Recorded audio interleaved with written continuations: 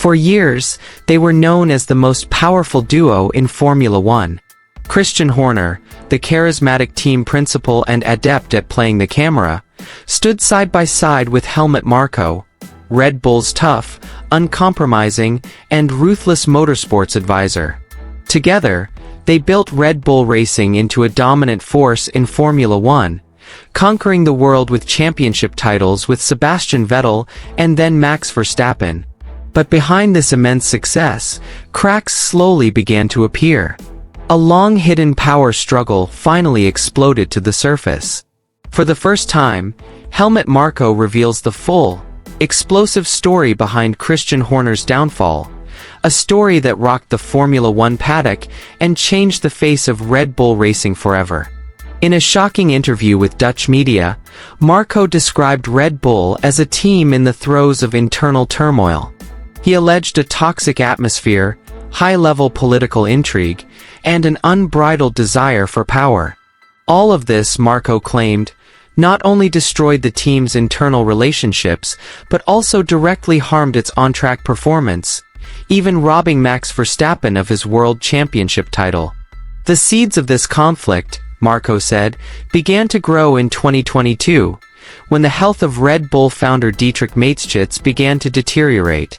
Mateschitz was the brains behind the Red Bull empire, a visionary who boldly entered Formula One and transformed it into a winning machine. However, as his health declined, the balance of power within the team began to shake. Marko revealed a crucial moment leading up to the 2022 Austrian Grand Prix. At a party, Horner reportedly approached him and coldly stated that Mateschitz likely wouldn't last until the end of the year. This statement wasn't just an observation, but a signal that Horner was already calculating his political moves. From that point on, Marko claims Horner began approaching Helmut Marko, Red Bull's Thai co-founder, with the aim of securing support and consolidating power. Horner was reportedly preparing to fill the power vacuum that would emerge after Mateschitz's death. When Mateschitz died in late 2022, Horner's moves reportedly became even more aggressive. With Marko's support, he attempted to shift Red Bull's seat of power from Austria to Thailand. If the plan succeeded, Horner would become the absolute ruler of Red Bull Racing, controlling the team's direction, budget, and the future of their Formula One project. But Helmut Marko refused to stand idly by. As a co-founder of Red Bull Racing since 2005 and the keeper of Mateschitz's original vision, Marko fought tooth and nail. He saw this as a battle for the soul of Red Bull Racing, an internal war not just about position, but also about the team's values, philosophy, and identity. This conflict escalated due to sharp differences in character. Marko was a classic racing figure who judged everything by on-track performance. Meanwhile, Horner, Marko claimed, was more focused on internal politics, public image, and power plays. This tension created an increasingly toxic work atmosphere. Marko accused Horner of playing dirty tricks to get rid of him. One of the most serious accusations was an attempt to defame Marko by spreading a story that he had made racist comments about Sergio Perez. Marko was accused of saying that Mexican drivers were less focused than Dutch or German drivers.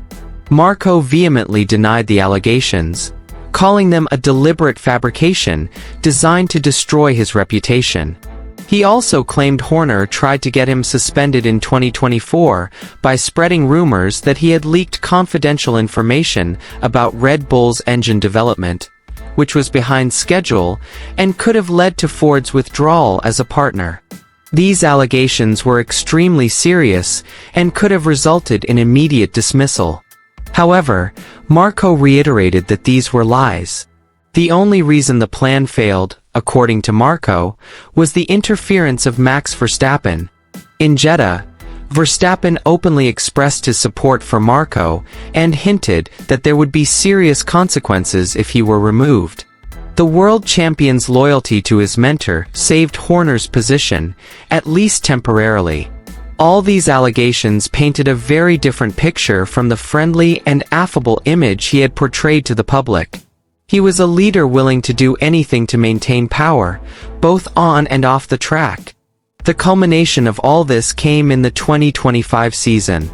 After years of dominance, Red Bull's performance declined drastically. They struggled to match McLaren. The car's development direction was deemed wrong, upgrades didn't work, and mistakes kept happening. Coe believes that if Horner had been removed earlier, Verstappen would have been world champion. He believes the 2-point gap to Lando Norris could have been closed if the team had focused more on racing, rather than internal politics. Finally, Marko claims to have successfully demonstrated to Juventus that Horner had repeatedly lied and distorted the facts. After realizing this, Juventus changed his mind. A major decision was made after the British Grand Prix in July 2025. Christian Horner, the man who had led Red Bull Racing for more than 20 years, was officially fired. For Marko, this wasn't a victory. It was a necessary evil to save the team. Ironically, just a few months later, Marko himself decided to leave Red Bull after 25 years. It was the end of a great era. Now, Red Bull Racing faces an uncertain future. The loss of two key architects of their success, a reportedly lagging 2026 engine project, and new, more corporate leadership under Oliver Mintzlaff raise many questions. Does Red Bull still possess the same racing DNA?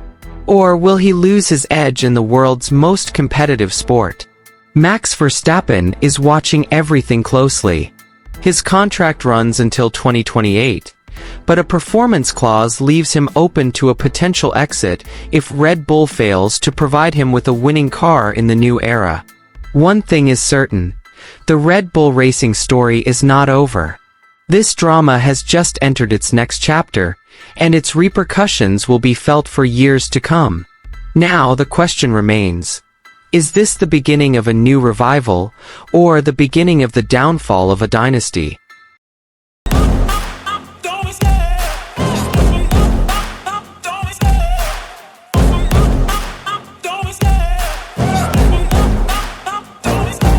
Love the chase and the hunt, and I set the pace when I'm running. I always take what I want and I always give it 100. Don't need a bank, no I'm funded. Play the game like it's nothing. I'm always thankful for something. Don't take for granted, stay humble. Now wake up!